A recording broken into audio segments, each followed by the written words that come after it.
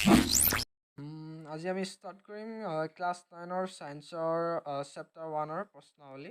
গোটেই লেচনটো ডিছকাছ নকৰোঁ, অকল প্ৰশ্নাৱলীখিনি ডিছকাছ কৰিম। মই ভাবিছোঁ মানে চবেই যাতে লেচনটো পঢ়ি থৈছে, প্ৰশ্নাৱলীখিনি ধুনীয়াকৈ কৰিম, ডিছকাছ কৰিম, মন দি শুনিবা আৰু এনেকৈ লেচনটো একদম 6 মিনিট নহয় 7 মিনিটমানৰ হ'ব চাগে।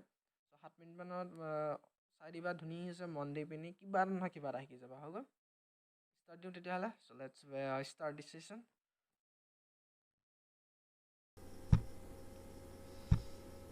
প্ৰথম প্ৰশ্নটো হৈছে তলৰ কোনবোৰ পদাৰ্থ?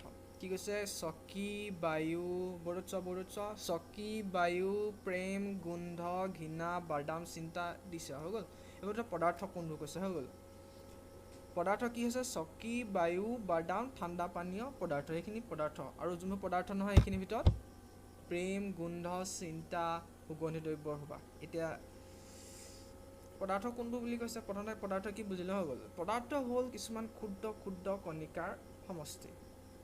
চাল অকণ ভিজুৱেল কৰোঁ। হৈ গ'ল, চোৱা পদাৰ্থ কেই প্ৰকাৰৰ? গোটা, জুলীয়া, গেছীয়। হৈ গ'ল, গোটা পদাৰ্থ বৰ্ডত চোৱা, গোটা পদাৰ্থৰ সেইবোৰ কণিকাবোৰ কেনেকৈ থাকে দেখিছে নাই? নীলা নীলা গোটেইখিনি একদম গোটা। চলিডত চোৱা, গোটেই যোনবোৰ নীলা নীলা হয় সেইবোৰ কি হয়? গোটা পদাৰ্থৰ কণিকাবোৰ কেনেকৈ থাকে? একদম সিটোৰ লগত লাগ লাগি থাকে। হৈ গ'ল, সেইটো কাৰণে গোটা পদাৰ্থ বহুত টান হয়।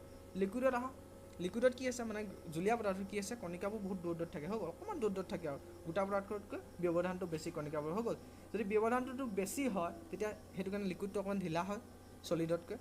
তাৰপিছত গেছত মানে গেছীয় পদাৰ্থত কেনেকুৱা হয়? মলিকুলবোৰ বহুত আঁতৰত থাকে। চ' কি হয়?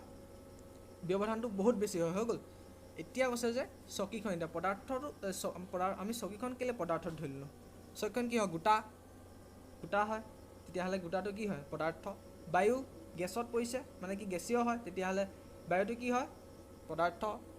বাদামটো গোটা হয়, পদাৰ্থৰ তিনিটা ভাগৰ ভিতৰত পৰিছে নাই? গোটা, জুলীয়া, গেছীয়। গোটাত পৰি গৈছে, তেতিয়াহ'লে বাদামটো পদাৰ্থ। ঠাণ্ডা পানীয় গোটা, জুলীয়া, গেছীয়। জুলীয়াত পৰিছে, তেতিয়াহ'লে ঠাণ্ডা পানীয়টো পদাৰ্থ। হৈ গ'ল, তাৰপিছত প্ৰেম, গোন্ধ এইবোৰ কি হয়? প্ৰেমটো ফিলিংছ হয়, সেইবোৰ ক'ত পদাৰ্থত পৰে? হৈ গ'ল, 1 নম্বৰ ক্লিয়াৰ।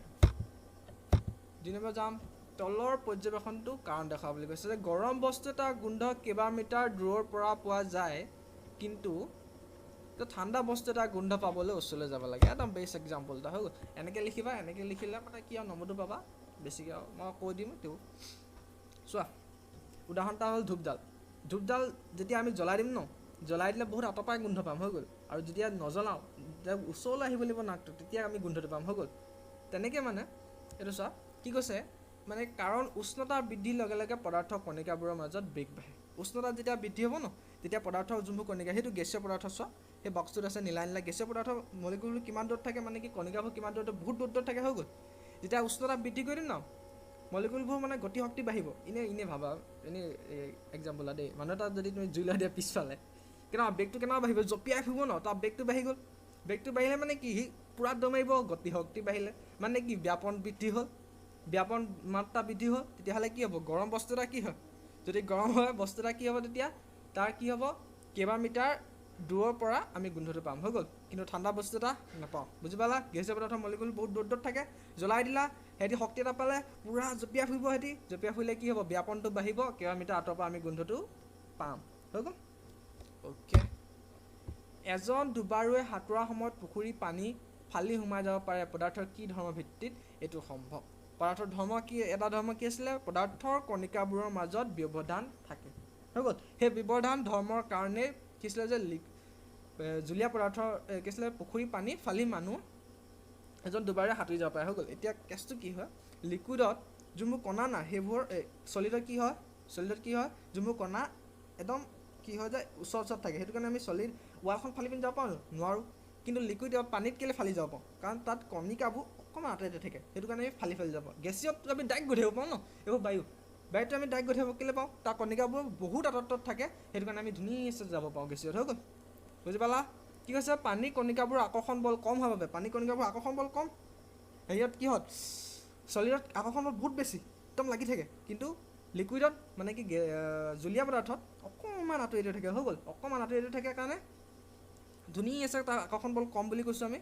এজন ডুবাৰুৱে সাঁতোৰা, সেইবাবে এজন ডুবাৰুৱে সাঁতোৰাৰ সময়ত পুখুৰী পানী সোমাই যাব পাৰে। হৈ গ'ল, টান নহয় হৈ গ'ল পাৰিবা য়েছ পদাৰ্থৰ কণিকাবোৰৰ বৈশিষ্ট্যবিলাক কি কি হৈ গ'ল পদাৰ্থৰ কণিকাবোৰৰ বৈশিষ্ট্যবিলাক কি কি মই কৈ দিছোঁ তলত চিত্ৰত দিয়া আছে চব আছে পদাৰ্থ কণিকাবোৰৰ মাজত ব্যৱধান আছে কৈছোঁৱেই চলিডত মানে গোটাত ব্যৱধানটো কম লিকুইডত অকণমান বেছি কণিকাবোৰৰ মাজত ব্যৱধান আৰু গেছত বহুত বেছি বুজি পালা 2 নম্বৰটো পদাৰ্থ কণিকাবোৰ অনবৰতে গতি কৰি থাকে গেছত এইবোৰ গেছ আছে এইবোৰ গেছ মানে ধৰি লোৱা মানে কি বায়ুত যোনবোৰ কণিকা থাকে ন মানে কি এতিয়া এনি টাইম গতি কৰি থাকে হৈ গ'ল এনেই কেতিয়াবা যদি ৰ'দৰ পোহৰ এটা পৰে তাত অকণমানি আপুনি কণিকাবোৰ দেখা না সেই কণিকাবোৰ কি হয় গতি কৰি থাকে নে গতি কৰি থাকে তেনেকুৱাকৈ লিকুইডতো সেনেকৈ গতি কৰি থাকে চলিডতো সেনেকৈ গতি কৰি থাকে হৈ গ'ল 3 নম্বৰটো কি আছে পদাৰ্থৰ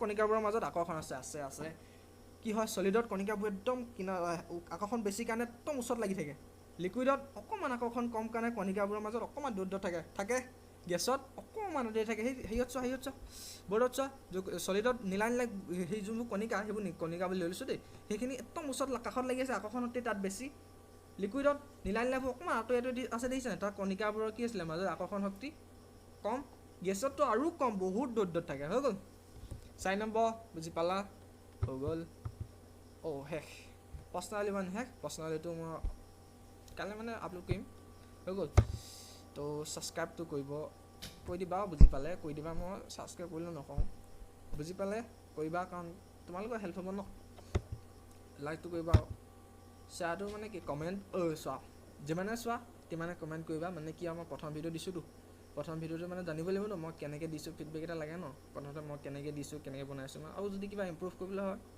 ক'ব পাৰা যিমানটা ভিউ হয় সিমানটা কমেণ্ট লাগিব কিন্তু ধেমালি কৈছোঁ নিদিবা কিন্তু দিব লাগিব হৈ গ'ল ছাবস্ক্ৰাইবটো কৰিবা কমেণ্টটো ক'লোৱে শ্বেয়াৰটো মানে কি আৰু শ্বেয়াৰ তোমাৰ লগৰখিনি যদি শ্বেয়াৰ কৰা ভাল আৰু মানে কি আৰু এতিয়া যদি তুমি লগতো হেল্প কৰা পৰীক্ষাৰ সময়ত তোমাক ভগৱানে হেল্প কৰিব